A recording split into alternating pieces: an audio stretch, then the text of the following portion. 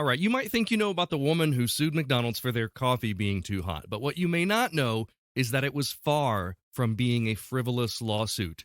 The internet says it's true.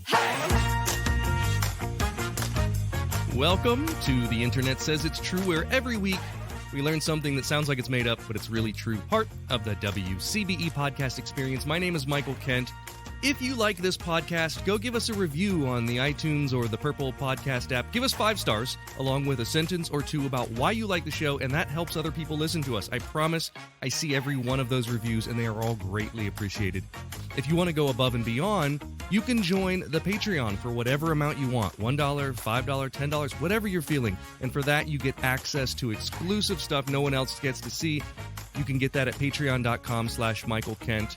Or you can support me with corn nuts, because I don't care where you're from, corn nuts are like currency. And finally, we've got merch. If you want a mug or a t-shirt to let people know you listen to the show, you can get that at theinternetsaysitstrue.com, which is also the same place you can visit to submit topics of your own, or just touch base and say hello. Let's get to today's topic, frivolous lawsuits. When I say the phrase frivolous lawsuits, you probably think of one case in particular. The woman who sued McDonald's because her coffee was too hot. It happened in 1992, and it's a real thing that we'll talk about in just a little bit. But that case changed everything in the way that the American public sees lawsuits. It had a multifaceted effect. Once the public saw this lawsuit and judged it as frivolous, they expressed outrage and backlash at the legal system in general, started blaming everything on a bogged-down legal system, and even engaged in actual frivolous lawsuits, because once they saw it working once, they thought, why can't this work for me? So we saw some crazy lawsuits result, like there was an inmate who tried to sue himself for violating his civil rights. Or the guy who just happened to look like Michael Jordan, who sued the real Michael Jordan because people kept mistaking him for the famous basketball player, and he found that inconvenient. Or how about this one? A woman sued 2 little girls in Colorado because they delivered cookies to her home and it caused her a stress-induced panic attack. All of these are examples of actual frivolous lawsuits. But the hot coffee at McDonald's lady? When you really look into it, it's not all that frivolous. Here's the story that you may have heard. An old woman was driving her car through the McDonald's drive-thru, got her coffee, put it between her legs, and it spilled on her, so she sued McDonald's because the hot coffee burned her a little. I mean, after all, we know that the court awarded this woman almost $3 million, and that makes an incredible headline. The public reaction was, you mean we've come to a place in society where you're not responsible if you spill a hot drink on yourself? Well, the real story is quite different than the legend that most people think they know. On February 27, 1992, Stella Liebeck was the passenger in a car being driven through a drive-thru at McDonald's in Albuquerque. Her grandson's Ford Probe didn't have cup holders, so she held her 49-cent cup of coffee in her hands until her grandson could pull over into a parking spot. Once the car was stopped, she wanted to add cream and sugar to the coffee. Needing both hands, she put the cup of coffee between her legs and pulled the far side of the lid up. When she did this, the whole cup tipped over into her legs and seat, pouring the entire cup of coffee. The result were burns over 16% of Liebeck's body, including third-degree burns on 6% of her body. She was in the hospital for 8 days undergoing skin grafts on her inner thighs and parts of her groin. She lost 20 pounds and was partially disabled for 2 years, needing constant care from her daughter. Now, if you're super brave and you're not squeamish, there are actual photos of Liebeck's burns on the internet. I remember when a teacher in college showed these as part of a class, and I have no idea what the class was or how these were pertinent, but I do remember the first time I saw them, and it completely changed my mind about this case. I had always thought of the case as one of these frivolous lawsuits until I saw how bad the burns actually were. They are awful. The truth is, Liebeck was wearing cotton sweatpants which absorbed and held the liquid next to her skin. The coffee had been served at between 180 and 190 degrees Fahrenheit. Liebeck sued McDonald's and sought to settle for $20,000 just to cover her medical bills. We now know the court case became legendary, and we'll talk about why after a quick break. For the last couple weeks, I've been telling you about this company, Alder, New York. They're an inclusive skincare line out of Brooklyn. Their values line up with mine, and I gotta say, I'm a believer. They sent me some samples of stuff, and I actually really enjoy it. And I'm using their face lotion. So I guess you could say they've gotten me to alter my skincare routine. Is that pun as funny as it was last week? No? It's okay. You don't have to take my word for it, because editors at Vogue magazine, Harper's Bazaar, GQ, Men's Health, and more have just raved about these products. Allure calls it simple, sleek, and highly effective. And the cool thing is, when you hear about a skincare line out of Brooklyn, you think that's got to be super expensive, but not necessarily. They have things starting at $7.99. It's clean luxury skincare that doesn't have to break the bank. They make skincare products with dermatologist-approved ingredients and plant-powered actives. And because you are listening to this podcast right now, you get 15% off your first order. Go to aldernewyork.com. That's ALDER New-York.com. Use promo code INTERNET, and you'll get 15% off your first order. Or just use the link in the show notes. We're living through the most dynamic time in human history, and what we do as leaders matter. We are the ones that create the leverage to shift directions of our companies, our nonprofits, and our communities. As a leader or an emerging leader, please join me for a dynamic conversation with top thought leaders, academics, and executives to learn more about how to elevate your leadership. I'm Maureen Metcalf. Join us at the WCBE podcast experience at wcbe.org. Let's get back to the story. When Stella Liebeck was burned by her cup of coffee at McDonald's, it put her in the hospital for over a week. All I remember is trying to get out of the car. I screamed, not realizing I was burned that bad. I knew I was in terrible pain. She and her daughter didn't set out to sue McDonald's for millions. Their response was actually pretty conservative. Liebeck and her daughter wrote a letter to the McDonald's Corporation asking for three things. 1, for the coffee machines to be checked in every store to make sure they are in proper working order and not overheating the coffee. 2, if the coffee machines are working properly, for McDonald's to evaluate the procedure and temperature to which the coffee should be heated. And 3, they asked for $20,000 to cover actual and anticipated expenses. Stella's hospital bills were already more than $10,000, with more expected, and the daughter had lost income from needing to take off work to provide home care for Stella. McDonald's offered $800. This, of course, escalated things, so Liebeck got an attorney and filed suit with U.S. District Court of New Mexico. They cited gross negligence, saying that McDonald's was selling a product that was unreasonably dangerous and defectively manufactured. They first asked to settle for $90,000. McDonald's refused, and Liebeck's lawyer raised it to $300,000. A mediator stepped in and suggested that $225,000 was an appropriate settlement amount. McDonald's refused again, so the case went to trial. It was during this time that several things came to light. McDonald's was serving their coffee at a temperature of between 180 and 190 degrees, and their reason for serving it so hot was that their customers were commuting and they wanted the coffee to remain hot during their drive to work in the morning. Experts testified that 190-degree coffee would produce third-degree burns in just a matter of a few seconds. When you make a coffee at home, it's usually somewhere between 140 and 150 degrees, and if you put it into a ceramic mug, it cools it down even more than that. The trial also produced evidence that McDonald's had previously settled claims of people being burned by coffee that was too hot for as much as $500,000, and had been receiving reports about the coffee problem for the last 10 years, 700 of them. The jury ended up deciding that while 20% of the blame was on Stella Liebeck, 80% of the blame was on McDonald's. The coffee cup had a warning, but the jury decided it wasn't big enough. They awarded her $200,000 for compensatory damages and $2.7 million in punitive damages. This number was apparently arrived at because they thought an appropriate punishment for the restaurant would be 2 days of coffee sales worldwide. McDonald's made about $1.35 million a day in coffee sales. Now, that's not what the restaurant ended up paying. The judge reduced the punitive damages to something closer to $480,000, and the two parties ended up settling out of court, so nobody knows what the amount really was.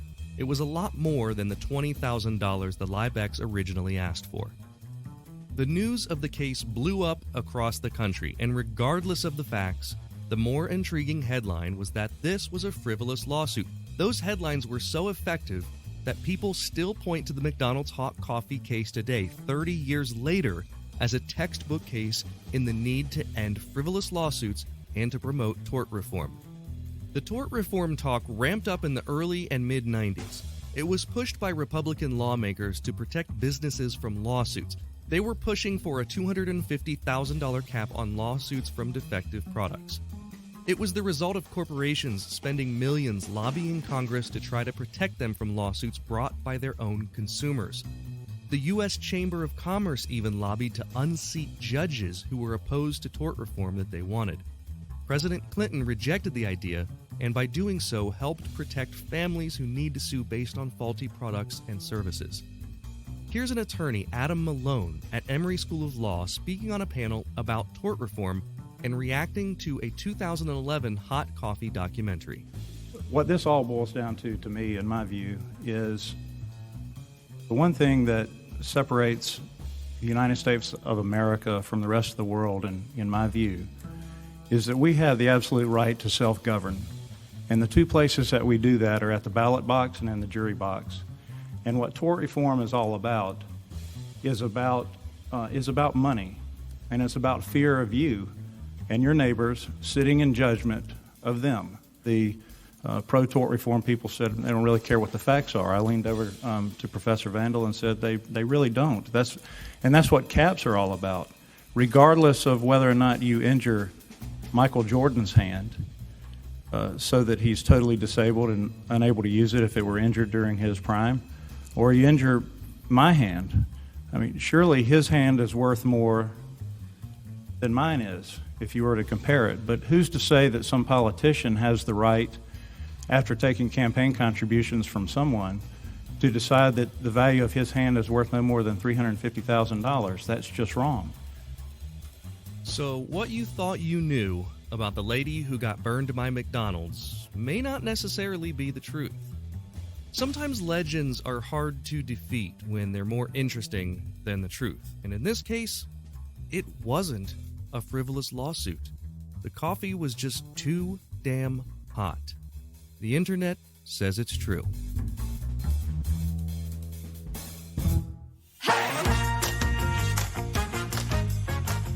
It's time for the part of the podcast where I call a friend, and today we're calling another magician friend of mine, Peter Boie. Peter is a magician who, like myself, performs on college campuses around the country. He's currently on tour with his show that I'm completely jealous of. It's called Summoning Spirits. What's going on, Peter? Good to see you. Good to see you, too. Thanks for having me back. It's great to be here with you. What were you on? Do you remember what we talked about last time you were on the show? It's been a long time. I don't remember. It's okay. I want to say it had something to do with the president, but it very well could have been. This episode is a weird one. There's no way that anyone would be a sort of. I guess maybe if you were a lawyer, you'd be an expert in this topic, but other than that, you wouldn't know about it. But regardless of all that, you're starting up your fall tour. Now, you have two shows. You have like your comedy magic show, and then you also have the Summoning Spirits show, which is sort of, it's ghost stories with magic, right? Exactly, yeah. Ghost stories and magic, creepy ghost stories combined with freaky magic that'll make you scream. That's kind of my elevator pitch. I'm so jealous of it because it's such a built-in market.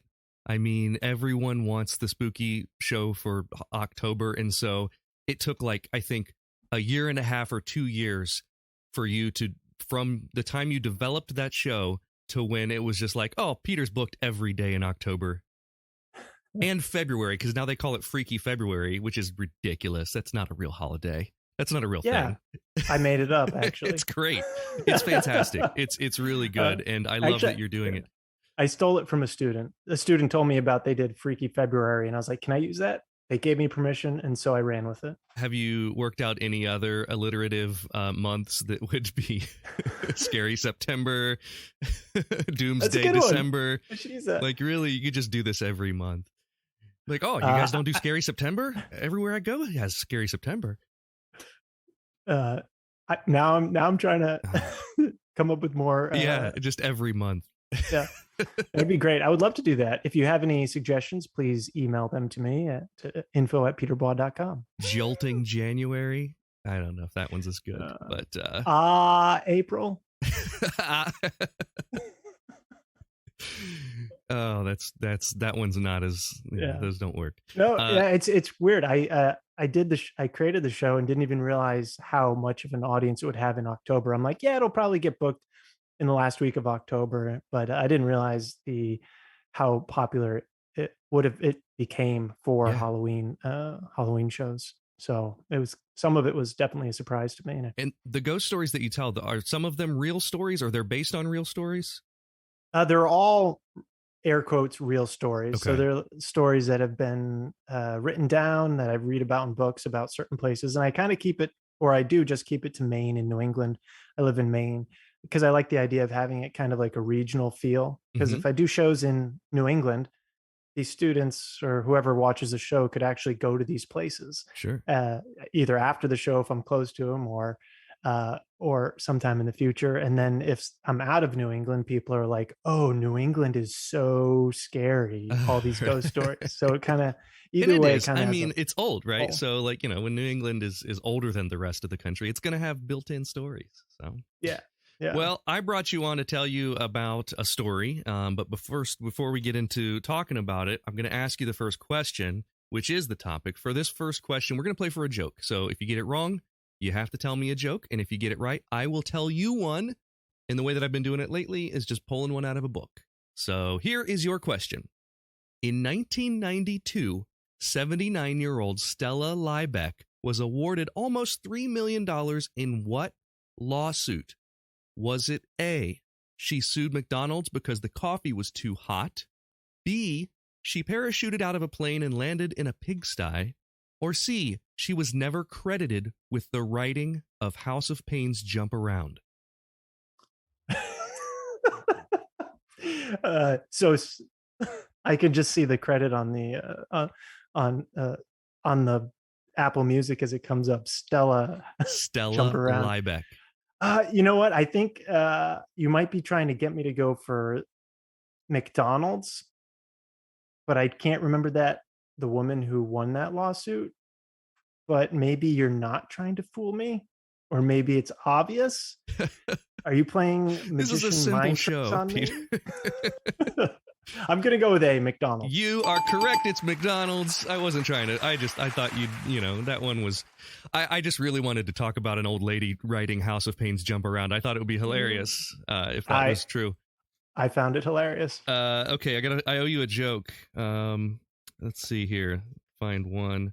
A man comes home to find a notorious Czechoslovakian philanderer coming out of his wife's bedroom. He chases him down the hall, out the window, and down the fire escape.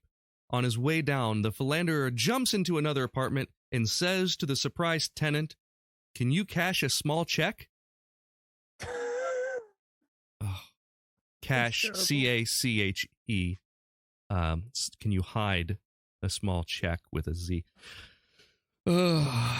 That's from Dixon's Joke Treasury, available on Amazon. You know what I did years ago? I bought this joke book from like the 1920s and was reading some of the jokes, and it's pretty terrible. Oh, I tried to. So we have a family friend. They have their little daughter. She was like 9. Last summer, I gave her a joke book that I had sitting around. I was like, "Here's a joke book," and she was like, "I don't understand any of these jokes." And I'm like, "Well, maybe you're not like reading correctly or reading them right or whatever." She can read fine. The jokes were just. They didn't make sense to adults because all of the references were dated. I have it here. It's called The Best of the Good Clean Jokes by Bob Phillips. And to give you an example, an honorary degree is like the curl in the tail of a pig. It follows the main part of the animal. It is highly ornamental. In no way does it improve the quality of the ham. Like that. Imagine a 9-year-old reading that. As we were talking just now, and I read a joke, your light went out. What are the chances of that being a New England ghost from your show? Probably like 100%. 100%. Even if I had to estimate, 100% of them are fake. Yeah. But you're still going to go with that. Now, do you tell the audience in the show that that there's no real ghosts? I don't believe in disclaimers because people are going to believe what they believe no matter what. Because if I say this whole show is fake, they're Mhm. going to, at the end of it, if they want to believe there are ghosts, they're just going to be like, oh, he had to say that, or he's just trying to get us not to throw us off the scent or something. And then Right. if I say these are super real ghosts, then all the skeptics will say he's full of it, and all the believers will believe. So it really doesn't matter what I say. But at the beginning, I do state there's an opening monologue, and kind of the line is, I'm a hardcore skeptic. Even I have a hard time not not Sure. believing these. Yeah. So, and that's pretty much it. But doesn't matter Yeah. really, No, you're because people believe what they want. you're probably right. And even if they don't believe, it's still easy to suspend your disbelief with stuff like ghosts. Yeah. I don't believe, and I go to ghost tours in every old city that I visit. You know, It's I've fascinating. I've been to the ghost stories tours are, all over the country. yeah. I mean, they're fascinating because Yeah. you learn the stories of the people, and then the And drama as to why there's some sort of hook or drama that makes them want to haunt someplace or people. absolutely. And like, for example, you know, I did one of the ghost tours in Savannah. And when you learn about the ghosts of Savannah, you're learning about the history of this city that has seen so many different battles and so many different times when large parts of the population died. So you're learning the history. You know, you're learning about the Revolutionary War, the Civil War, the yellow fever, you know, plagues, all these things that just killed large swaths of their population, because all of these stories are rooted in that stuff. So yeah, some neat stuff. There was one story in Savannah where they dug up the basement of a house to put in like a wine cellar, and they found a whole bunch of British soldiers buried in the basement. Pretty That's neat. creepy. Yeah, so there are a lot of stories about that one. Yeah, so much cool stuff in Savannah. But like New England, it's old, so that's why. Let's move on. For question 2, for this question, we're going to play for doing the dishes. So if you get it wrong, you have to immediately do the dishes when we're done here. If you get it right, Okay, I have to do my dishes. Oh, I thought I had to go to your house and You do can. dishes. You're welcome to, but my dishes might be done by the time you get here. I know you're a vegan, so you probably don't like your dishes don't get as dirty as mine, I feel. I feel like Really? Yeah, I feel like when you have like meat and fats, it's like dirtier. Whereas although when I picture a vegan, I'm just picturing like, you know, fruits and vegetables. I don't think of all the sauces. Yeah. Well, you know, we have fats in the form of like olive oils. Okay. You know, seed oils, olive That's oil, true. avocado oil, canola oil. Oh my gosh. Avocados. I have learned that I like avocados, so I'm ready to be a vegan. Yeah, go for it. It's such a big switch. How long did it take you to convert? I didn't even start doing it with the intent to become vegan. I was just thinking I need to eat more vegetables, and then I stopped eating red meat. I would have a burger occasionally, and then I just started eating more vegetables, and then I'm like, oh, I can eat vegetables as, you know, I realized I wasn't so reliant on meat anymore because I grew up meat and potatoes type of family. Yeah, me too. And then I'm like, oh, I could probably try it. And then I tried it and I was like, oh, it's not too hard. And it was actually kind of fun to find new recipes and cook differently and cook new things and new tastes, new spices that I've never tried before. And yeah, I don't know. The transition was probably over like 6 months or so. Yeah. And you go on the road and you just have to eat more like Indian food, Mexican food when you're on the road. Yeah, Indian food, Mexican food, Mediterranean, or a lot of veggie burgers. It is really tough on the road because sometimes I go to a gas station and I just get a bag of popcorn and a couple things of peanuts and that's my dinner. Yeah. You know, it's not great, but I like to say I'm predominantly plant-based because occasionally I'll have fish a handful of times a year, something like that. So to bring this back to the topic at hand, when was the last time you ate at a McDonald's? I eat at McDonald's all the time. What do you get at McDonald's that's vegan friendly? I eat breakfast there. So oatmeal without the cream and a hash brown and a and a coffee. Yeah. Yes. So okay. Well, It's an easy breakfast. Your question is this. In the United Kingdom, a McDonald's franchise was purchased by what famous person in 2008? Was it A, Gordon Ramsay, B, Emma Watson, or C, Queen Elizabeth II? I don't see Gordon Ramsay because he couldn't turn it into anything. That does not make sense to me. Emma Watson makes a lot of sense, right? She's a young person, flush with money, and she probably like loves McDonald's or wanted a McDonald's and there wasn't one around. And I'm going B, Emma Watson. The answer is C, Queen Elizabeth II. Yes, Emma Watson, born in 1990, would be very young to own a restaurant, although she did get very rich at a very young age. Yeah. What year was that? Did you say again? 2008. 2008. Yeah. So that'd be 18. But I guess she was very famous by the time she was that was very rich by the time she was 18. So she very well could have. But the answer is that Her Majesty purchased a retail park near Windsor Castle, where the branch of the fast food chain is located. The Bath Road Retail Park in, I don't know how to say this, Slough, Slough. My United Kingdom listeners will tell me how to say that. Slough. It's visible from the Queen's Quarters in Windsor Castle. It was bought by the Crown Estate for £92 million. So she owns. Wow. I don't know if she still owns this, but that was the story in 2008. That's pretty incredible. It is. I would have guessed Gordon Ramsay before the Queen. Yeah, right. Because that would have been like maybe an ironic purchase by by Gordon. I think if you're Gordon Ramsay, it would be fun to tell your friends, come eat at my restaurant, and then you just take them to McDonald's. And you're like, what? I own it. Or you take them to McDonald's and they have like the most luxurious Big Mac they've ever had in their life that you've, put Gordon Ramsay stamp on. It looks like a McDonald's, but you go in and it's all the same stuff, but it's like just gourmet. This is actually a really great idea for McDonald's to do. It's made from like real ingredients and stuff. Can you imagine if there was a McDonald's like that in, say, like New York City? It was, they called it like luxury McDonald's or they just called it McDonald's, and it was kind of like a secret that if you go to this one, it's all like homemade food, like food made from scratch instead of the rest of. Oh my God, that would be amazing. Everyone would try to go to that. So you have to do the dishes. I'm sorry to tell you. That's so it's going to be very difficult after this. I'm just going to go upstairs and press a button. It's going to be. You don't have hand wash dishes? Hell no. Are you one of those families that you don't buy a mug that isn't dishwasher safe? Good question. I don't really buy mugs. Not a mug buyer. No. I feel like we have a lot of mugs in this house. So yeah, I do. I hand wash knives after I'm done with them because I hate putting cooking utensils in there because you need them. You need them throughout the day. They're never.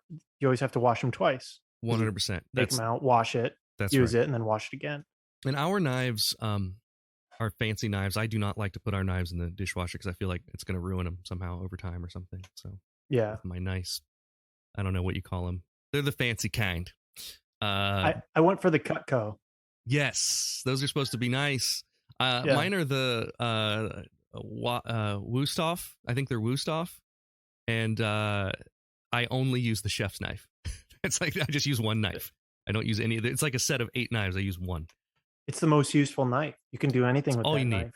It's all you need. The only thing it's not great for is cutting open a turkey, like through the skin and the meat. I like to use a bread knife for that. It's serrated, but you don't have to worry about that because tofurkey can be cut with a butter knife. So I don't know if that's true. I make this incredible loaf. It's for Thanksgiving. It is a mushroom and lentil stew with a apple cranberry sauce layered in there with incredible mashed sweet potatoes on top, all wrapped up in a puff pastry. It's amazing. That sounds amazing. I might like that better. I'm not a big turkey fan, so I might like that actually better than the traditional Thanksgiving. Let's keep moving. For this question, we're playing for a Tell Me What to Google sticker. This is probably the name of the podcast last time you were on it. I don't know if you were on after we rebranded or not, but They're all I have right now. I don't have the real stickers, so I only have my old stickers. So are you just trying to get rid of those now? Is that why? Yeah, I looked around my table a long time ago, and I said, what do I have to give away? And I had those stickers at the time, and that's just always remained the stakes for question 3. And for every guest, it's always a sticker. So for here's your question. Which one of these was a real lawsuit that McDonald's won? These are all lawsuits. One of them is real. The other 2 are made up. You know what I just realized? What's that? All the questions revolve around McDonald's. Yes, the story is about the hot coffee at McDonald's and the woman. And I really should also say the reason that I thought this story was interesting about the woman who, the frivolous lawsuit that's pointed to as like the first frivolous lawsuit in the modern era is because it wasn't a frivolous lawsuit. The lore of the story outran the truth of the story, which is that the woman was very badly burned and the coffee was served way hotter than it ever should have been. And McDonald's knew about it and for a long time and was warned and did nothing. And so they absolutely deserved to lose that lawsuit and to pay out. So, but the more interesting story is that, in the early 90s, someone spilled coffee on themselves and now they're suing the coffee restaurant. That sounds frivolous. It's a better story than what the truth is. So. Yeah. Here are your 3 lawsuits. A, Elizabeth Mccoffee started a coffee shop called Mccoffee's. It was her last name, Mccoffee, Mccoughy, but her coffee shop was called Mccoffee's, spelled like coffee. McDonald's sued her after 17 years in business. They won in court. They made her change the name. Here's a second one. Dr. Seuss, Theodore Geiss, created a character who stole the Christmas ham from the dinner table and originally called this mischievous character the Hamburglar. Until McDonald's sued him, they won that case. C. John Ramos, or is it John Ramos? Ramos of Madison, Wisconsin, installed a ball pit in his family pizza restaurant and was sued by McDonald's, who claimed that it was a proprietary part of their playland area. All right, so I'm crossing off C. I don't see that holding up in court at all. Okay. Not at all. But Hamburglar, but that doesn't sound like a Dr. Seuss word. Like, yeah, I don't know. I don't think the Hamburglar. I could, but if you name something after your name, a product or a store, and it's your name, I don't think you're legally, you can't be forced to change it, I don't think. I'm just going off with my Go, what's your gut say? I'm going with my lawyer head here, which is nothing. I know nothing about one of law. These is true. I'm going with, oh man, but the first one sounds more plausible. I'm going with A. With A? Yes. The answer, B. believe it or not, is A. You are correct. Elizabeth Mccoffee started a coffee shop called Mccoffee's, Mccoffee. So she used the word coffee in the name of her restaurant. So she changed the spelling of her name for that, and that is why they sued her. Oh. She couldn't call it. Yeah. And now if she would have called it Mccoffee spelled GH, she probably would have been able to keep that. But no one would have known it was a coffee restaurant for 17 years. So that's true. Yeah. So you win a Tell Me What to Google sticker. I will give it to you when I see you this fall somewhere on the road. That sounds great. I'm sure I'll see you somewhere. I'm coming to Columbus, I think, or Dayton. Okay. Good deal, man. I'll have to come. Yeah. Is it for the Summoning Spirits show, or do you know? Yes. Oh, yeah, I it want is. to see it. Yeah. I want to see it. Okay, question 4. For this question, we are playing for an admission of our favorite and least favorite plots in magic. If you get it wrong, you'll tell me yours. If you get it right, I'll tell you mine. Now, last week, I asked this question to Eric Tate. These were our stakes. He got the question right.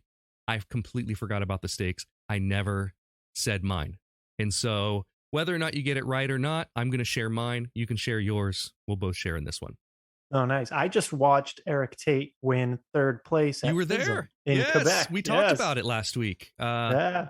Yeah, he won third place. Amazing. He's been in all the newspapers here in Columbus. It's been fantastic. And one of the cool things that you may not have known about his performance as you watched it is Eric relied a lot on local artists for that act.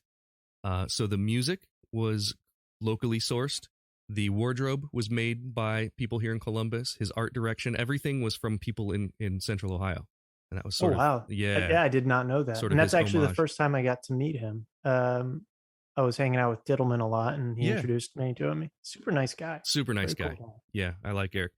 So here's 3 frivolous lawsuits. One of these actually happened. Here you go. Similar to the last question, one of these is an actual now this isn't necessarily, that McDonald's won, and these have nothing to do with McDonald's. A man sued Budweiser because their beer failed to help him attract beautiful women like in the ads. That's your first option. B, a woman sued Nike after their shoes didn't make her run fast enough to make the USA Olympics team. Or C, a man sued a funeral home after he claimed their location in a bad part of town resulted in poor attendance at his wife's funeral. Oh my God. I hope that's not it. That's awful. They're all awful, but one of them's true. Oh, that's awful. All right. So we'll go in reverse order here. Funeral home. That's just crazy. I can't even imagine somebody, maybe they're filled with enough grief that they just are trying to win something or take it out on somebody.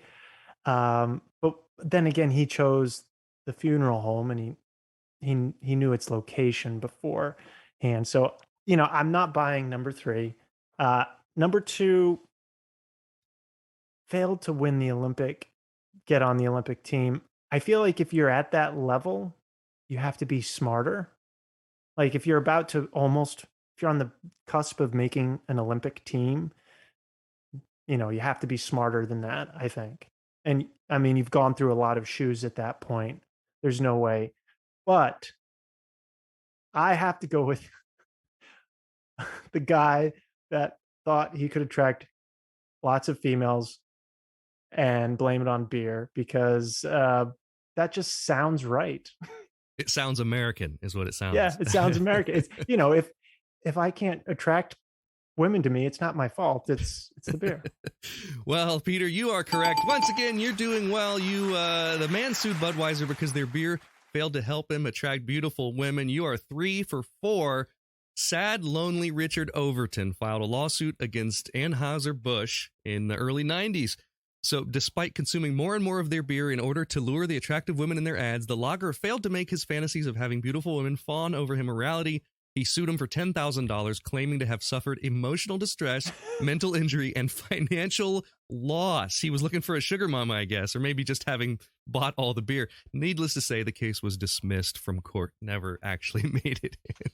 That's fantastic. I can't believe he said I was looking for a sugar mama because. Well, he didn't say that. I'm just saying he didn't say the fact that he was looking for financial loss or claiming financial loss. Yeah. Maybe it was just because he bought a whole bunch of beer. I really don't know. If you're looking for a sugar mama, you should be buying the like the Cristal or the right. champagne. Yeah, but it was about the ads. It was all about the ads that Budweiser was showing in the 90s and in the 80s. Yeah. Was this after the coffee spilling incident? It was actually the year before. Oh, so interesting. yeah, and maybe if it happened, after the coffee spilling incident, maybe it would have had a chance to make it all the way to court, and maybe it would have been accepted. I don't know. The case was thrown out. So what's your favorite, even though you don't have to tell me, do you have a favorite and a least favorite plot in Magic? I don't have a least favorite plot, but my least favorite trick. Yeah, let's talk about that. The linking rings. Okay, and is there a reason? I feel like it's dull. Like after the first time you see them link and unlink, it just gets less impressive. I agree with you. The more you go. Yeah, I agree with you. The ones that the linking ring routines that I like are just two rings that link. Yeah. And then unlink. Yeah, and like a Himber, like a. Well, yeah, but even, there are several routines where there's like look, don't see routines, right? Where you're doing the linking and unlinking, and the other person can't get theirs apart, and you're not looking at them, and then you look. Oh, and yeah. You know, I think it's maybe a Whit Hayden routine or something. Anyway, I think those are great, and I've seen some really great just 2 ring routines. But I agree. What about and favorite? that's old since I first started Magic. Okay. Favorite plot. Maybe I can go favorite plot for this because Sure. I think my favorite plot is transposition. Ooh, yeah. 2 things changing places. Yes, for 2 the things lay people. changing places, and preferably like mixed in an impossible location in there. Like Sure. one of the things is a borrowed object, right? And Yes. it changes. So it's I especially their like object. I especially like a transposition when one item is in full view the whole time. So say like there's a $20 bill and a playing card, and they're going to switch places.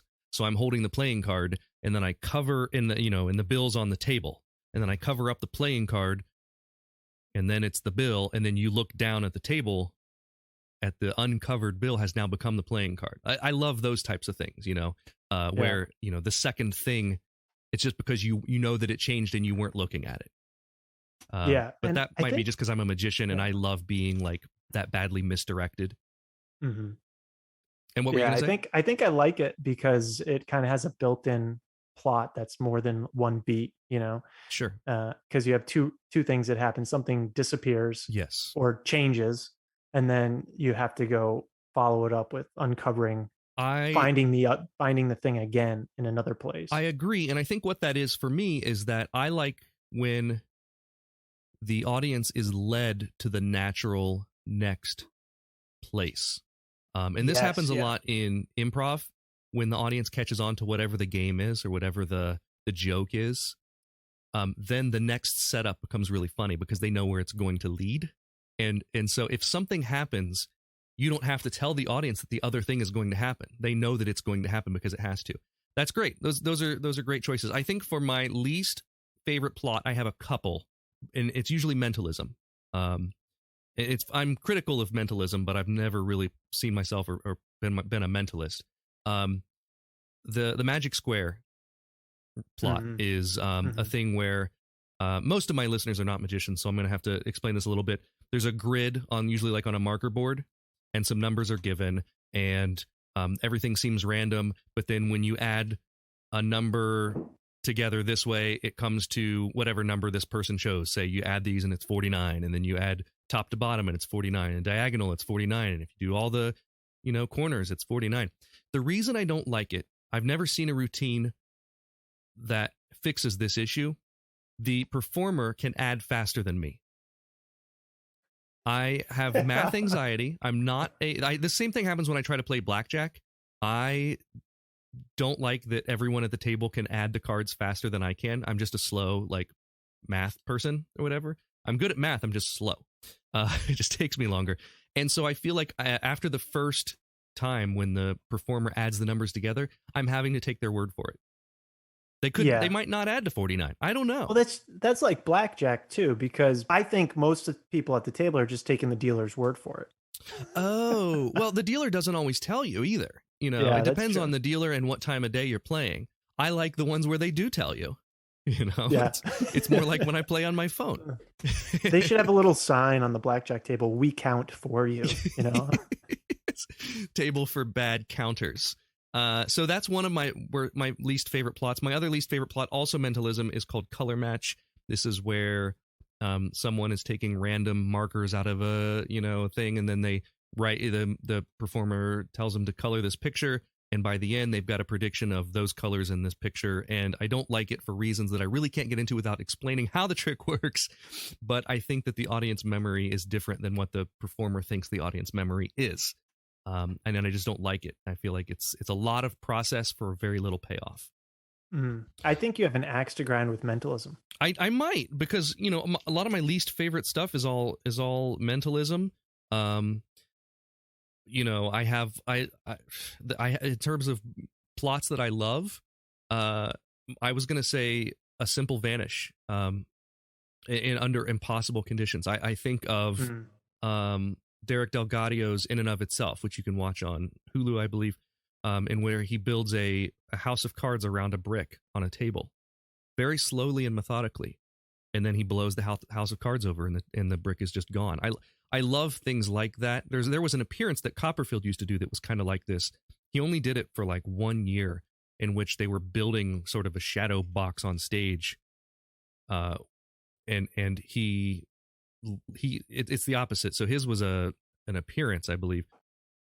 The routine starts with him leaving up the aisle, and you see him go out the back of the theater. Meanwhile, his assistants are building this shadow box on stage that you can see light through, and then he's inside the shadow box. I think things that are really slow and methodical, and completely impossible when presenting something that's very physical, magic, something appearing or disappearing. I really enjoy that type of thing. My favorite Vanish is called Impression Vanish.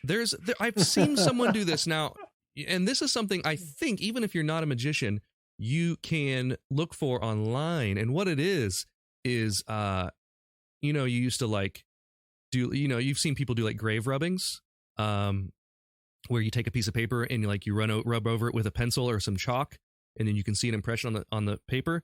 You can do that with like a penny, and at the end, the penny's gone. And you can still see the impression of the penny on the paper. It was definitely there. And for those of you who don't know this, this is Peter's trick. He invented this. He makes the money when you buy it. So look up Impression Vanish at your favorite magic shop.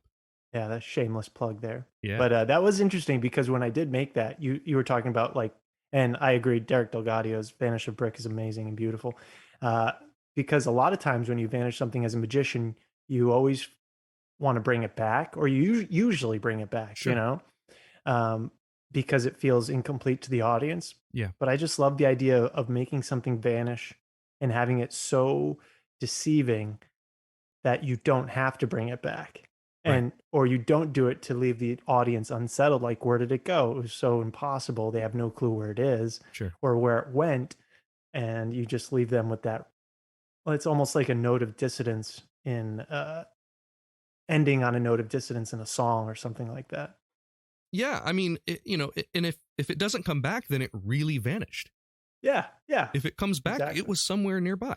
Now, in the case of Delgadio's show, in and of itself, the brick does appear somewhere else that he tells them, and an audience member comes up with any intersection in New York City, and that's where the brick reappears. And so people can jump in an Uber after the show and drive to that, and the brick will be there. It's a gold brick. You can't miss it. And just incredible. But when David Copperfield makes 13 people from the audience vanish at the end of the show, the first tour that he did that, he did not make them reappear at the end. And I was in it. I disappeared. You were part of that trick? I was part of that trick. Yeah, I was backstage. That's awesome. And everything. Yeah. So I got to go in the box. David Copperfield made me disappear. And then there was an announcement at the end of the show that said, if your loved one has vanished, they are now on tour with David Copperfield across the country. But he did not bring them back in the show like he did after that. So I think the next tour, he started bringing them back, making them appear on stage again at the end. That's cool. Yeah. That's cool. So, hey, so you told me to have a joke ready, but I was so good I didn't need a joke. But can I show you something? But can I show you something? Well, you can tell me something. It's a podcast, so showing me something isn't going to do much. I'll show it to you, and this is. We were talking about my little electronics project here. I made another one. What is this? I will just, for those of you who can't see, it's a little box with two flashing buttons, and it says Finn's Joke Machine. It's a light up. There's an LED display or a grid of lights, and it says jokes. Finn's Joke Machine. There are two arcade buttons that are, and there's a red one. Here, so I'll show you what happens when the red one plays. Okay. What did the limestone say to the geologist? Please don't take me for granite. Wow. Yeah, and then here's the blue button.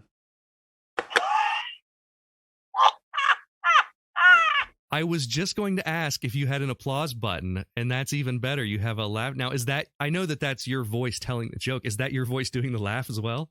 No, I found the laughs. They're part of Apple GarageBand. Oh, really? Yeah, they're sound effects. They're loops. So that's amazing.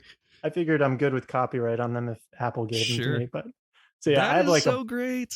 I have a bunch of jokes loaded in here. And you want to hear another one? I don't Yes, know I what's do. up. I don't even know what's up next. So What do you call a duck that gets all A's on his report card? A wise quacker.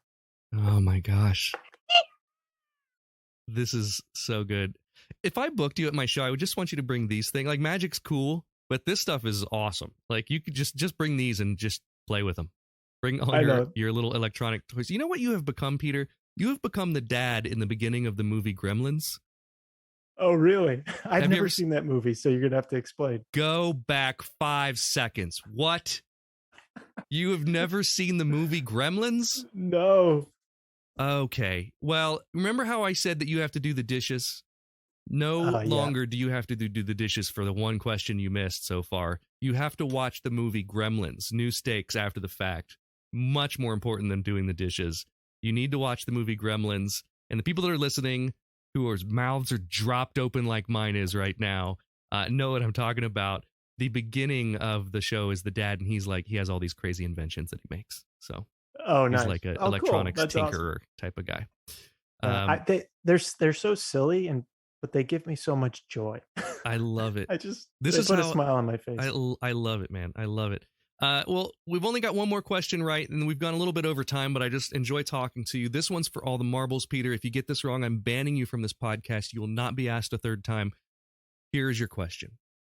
What is your number one travel tip?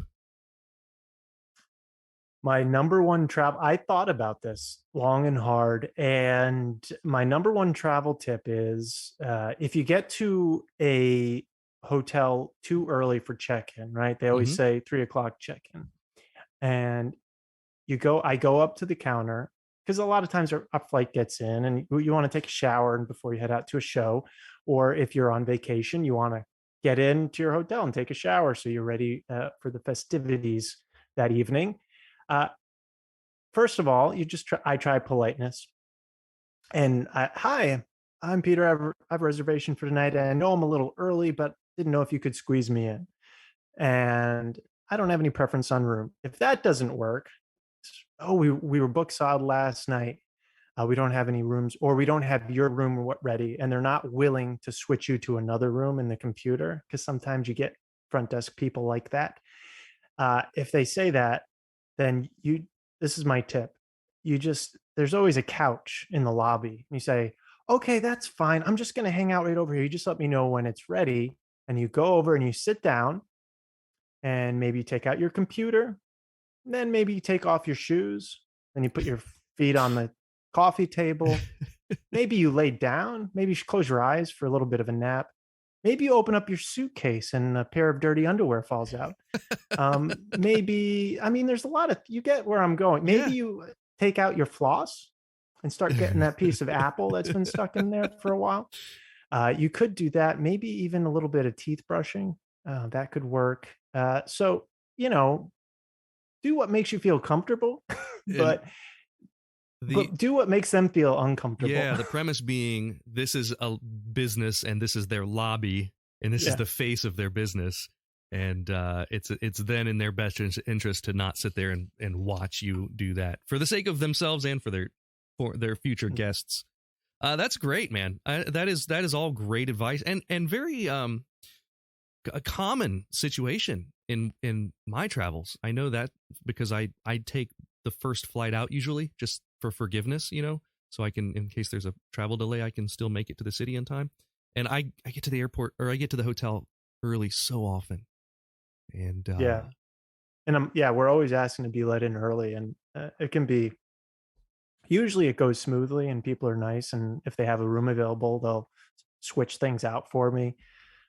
Actually, I ran into this over my last show. They just didn't have, he wasn't willing to put me into a different room that was ready because I booked on Priceline, and apparently it's not allowed. Yeah. And that's another thing. If you book on those discount sites, they always treat you like crap. Yeah, because they're not getting paid as much, right? Yeah. So, but yeah, if you just kind of make your home in the lobby, usually within 30 minutes they found a room for me. So that is wonderful advice and a right answer, Peter. You went 4 for 5 today, which is fantastic. I am happy to have you back on the show again. You can learn where to see Peter Boie on his website. It is peterboie.com. Now, Boie is spelled B-O-I-E, correct? That is correct. And if you can't remember that, petermagician.com. Peter Magician. I really appreciate you coming on, man, and best of luck with your travels this fall. I can't wait to see you on the road sometime somewhere. Yeah, man. Thanks for having me back. It is great to see and talk to you.